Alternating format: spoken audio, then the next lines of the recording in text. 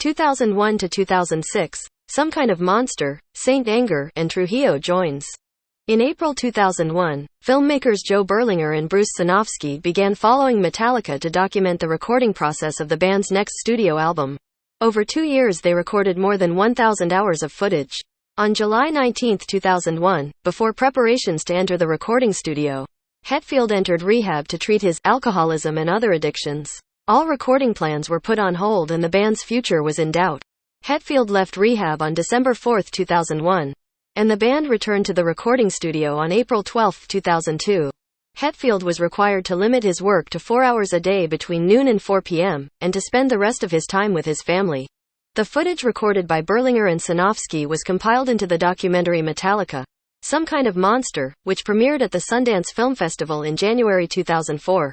In the documentary, Newsted said his former bandmates' decision to hire a therapist to help solve their problems, which he felt they could have solved on their own, was really freaking lame and weak.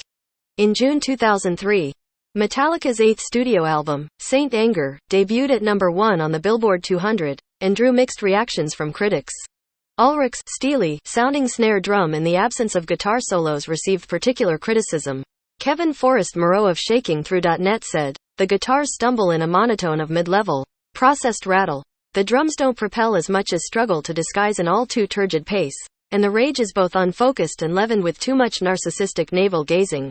Brent DiCrescenzo of Pitchfork described it as an utter mess.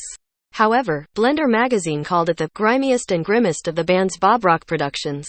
And New York Magazine called it utterly raw and rocking. The title track, Saint Anger, won the Grammy Award for Best Metal Performance in 2004. It was used as the official theme song for WWE's SummerSlam 2003. For the duration of Saint Anger's recording period, producer Bob Rock played bass on the album and in several live shows at which Metallica performed during that time. Once the record was completed, the band started to hold auditions for Newsted's permanent replacement. Bassists Pepper Keenan, Geordie White, Scott Reeder, Eric Avery, Danny Lohner, and Chris Wise, among others, auditioned for the role.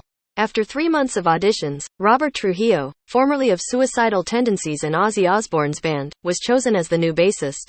Newsted, who had joined Canadian thrash metal band Voivod by that time, was Trujillo's replacement in Osbourne's band during the 2003 Ozfest tour, which included Voivod.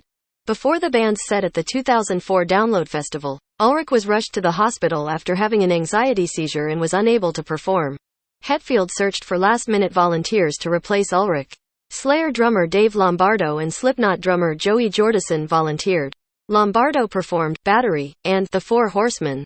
Ulrich's drum technician Fleming Larson performed Fade to Black, and Jordison performed the remainder of the set. Having toured for 2 years in support of Saint Anger on the Summer Sanitarium Tour 2003 and the Madly in Anger with the World Tour, with multi-platinum rock band Godsmack in support, Metallica took a break from performing and spent most of 2005 with friends and family. The band opened for the Rolling Stones at SBC Park in San Francisco on November 13 and 15, 2005.